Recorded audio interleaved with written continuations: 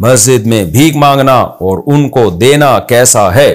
बाज लोग मस्जिद में जमात के बाद भीख मांगने के लिए ऐलान करते हैं, इनको मना किया जाए या ताउन करें, इनको मना किया जाए या इनके साथ ताउन करें, जबकि ये पता नहीं चलता कि पेशावर भिखारी है या वाक़यातन मजबूर है। अब्दुल हादी साहब ने कोयटा से पूछा है, मस्जिद में जो शख्स अपनी ज़रूरत के लिए मांगे उसको देना जायज़ नहीं है। सही हदीस है, नबी सल्लल्लाहु अलैहि वसल्लम ने फरमाया, जो अपनी गुमशुदा चीज़ का मस्जिद में ऐलान करे उसे बद्दुआ दो, ला रद्दहल्लाहु इलैक, अल्लाह करे तुझे ये चीज़ ना मिले।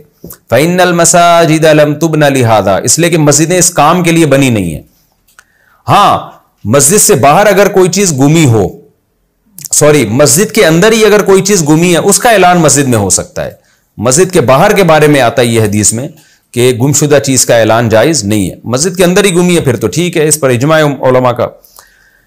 अब सवाल पैदा होता है कि यहां तो गुमशुदा चीज़ के ऐलान से मना किया गया है ना, तो भिखारी के लिए भीख मांगना वो कैसे नाजायज़ हो गया। तो देखें, गुमशुदा चीज़ इंसान की अपनी होती है, वो अपनी चीज़ मांग रहा है, जबकि भिखारी अपनी नहीं मांग रहा, दूसरों की जेब से पैसे निकलवा रहा है। तो भिखारी के लिए तो मांगना बतरीक़े औला नाजायज़ है। नंबर 2, किसी को भी वो चीज़ मिली हो, गुमशुदा चीज़, उस पर लाजिम है कि असल मालिक तक पहुंचाए। तो अगर मस्जिद में गुमशुदा चीज़ का ऐलान होता है तो जिसको वो चीज़ मिली है उसके लिए उस ऐलान के बाद मालिक तक पहुंचाना और अपनी जिम्मेदारी पूरी करना आसान है। तो इस ऐलान से हम गोया एक और ताउन कर रहे हैं कि जिसको गुमशुदा चीज मिली है उसके साथ भी ताउन हो रहा है कि भाई चलो मालिक तक पहुंचा दो। इसके बावजूद नाजायज है। वजह इसकी है कि मस्जिदें इन कामों के लिए नहीं बनी है कि किसी का बच्चा गुम हो जाए, किसी के कोई भी चीज गुम, मस्जिदों में उसके चीजों के ऐलान शुरू हो जाए।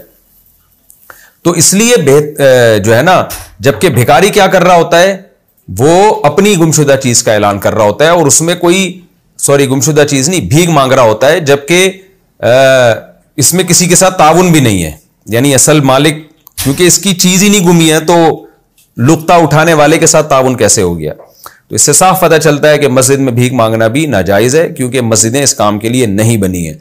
हाँ, किसी दूसरे के लिए चंदा करना, मस्जिद में गरीबों के लिए चंदा करना या उसका ऐलान करना, वो जायज है। अपनी जात के लिए भीख मांगना जायज नहीं है। लिहाजा इस बहस में ही नहीं पड़ना चाहिए कि यह मुस्तहिक है या नहीं है।